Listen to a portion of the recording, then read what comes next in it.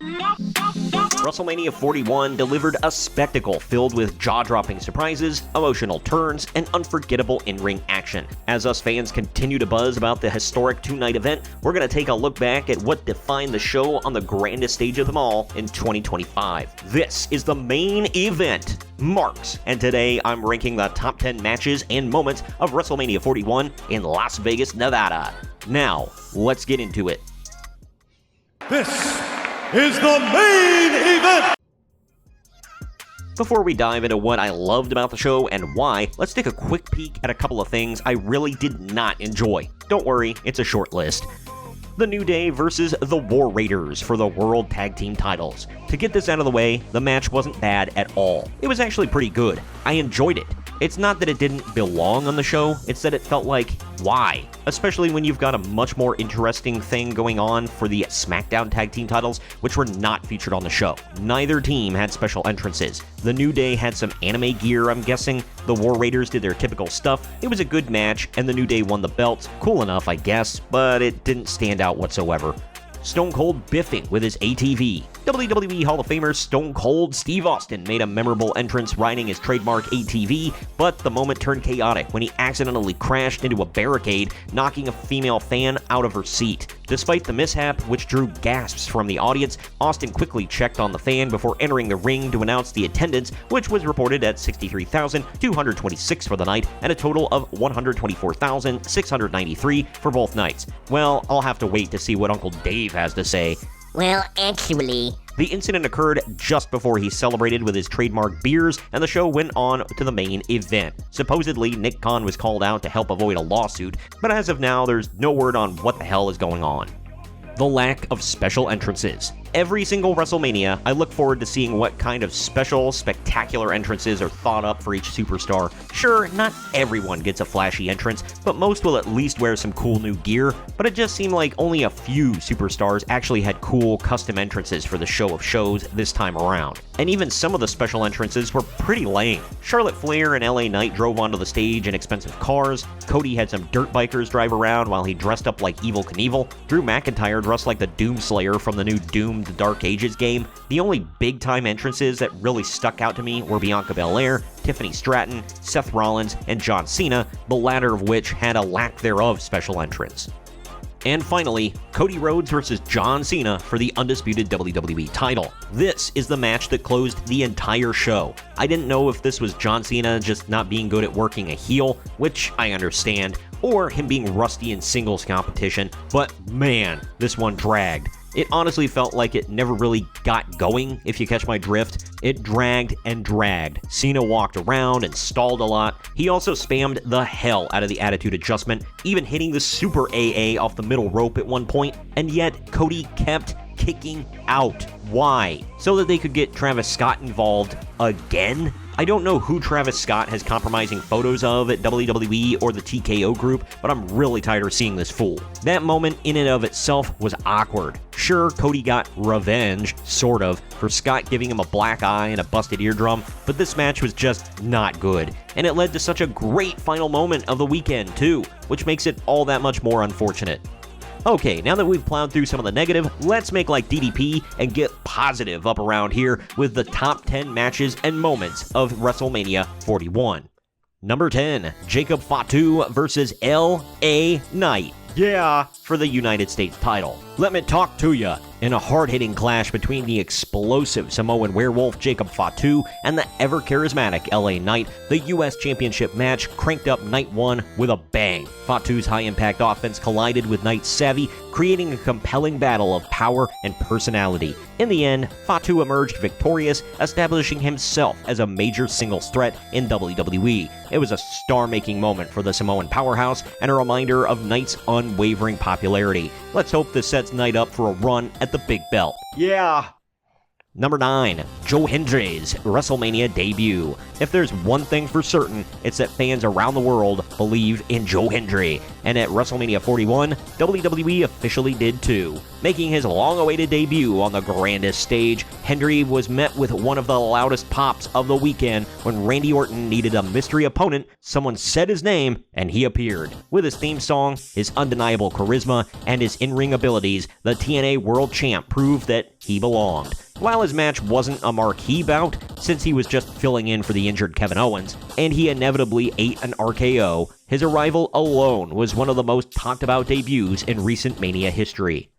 Number 8. Dominic Mysterio gets the surprise win. Dominic Mysterio shocked everyone when he scored a surprise win over Braun Breaker, Finn Balor, and Penta in a fatal four-way match to win the Intercontinental title. Entering as a clear underdog, Dominic capitalized on the chaos and pulled off a crafty pinfall on Balor, of all people, after nailing a frog splash. This upset win showed that Dirty Dom is more than just a heat magnet, he's a cunning competitor carving his own path in WWE.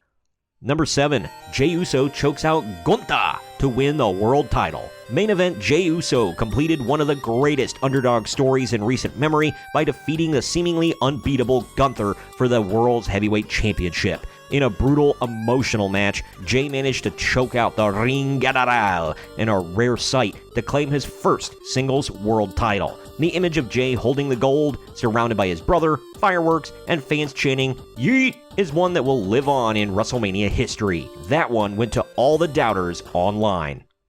Number 6. Eio Sky shocks the world. In one of the biggest surprises of the weekend, Eio Sky retained her women's championship against Rhea Ripley and Bianca Belair. Going in, all eyes were on Ripley and Belair, two dominant forces in the women's division. They even pointed out on commentary multiple times that even though Eio Sky was the champion, she was being overlooked. But Eio proved why she's the genius of the sky, flying high and fighting smart to escape with the title intact. It was a moment that validated her reign and silenced critics who doubted that she could hang with WWE's biggest stars. Again, this one went out to all the people crying online that it wasn't a singles match between Bianca and Rhea. Number 5. Drew McIntyre versus Damian Priest Sin City Street Fight. This brutal, no-holds-barred war was everything fans wanted from a Sin City street fight. McIntyre and Priest tore into each other with tables, steel chairs, steel steps, and even spilling into the crowd for chaotic brawling. The physicality was relentless, and the storytelling added depth. Two men fighting not just for pride, but for dominance in a shifting main event scene. In the end, McIntyre stood tall, beaten up, but victorious. It was big meaty men slapping meat.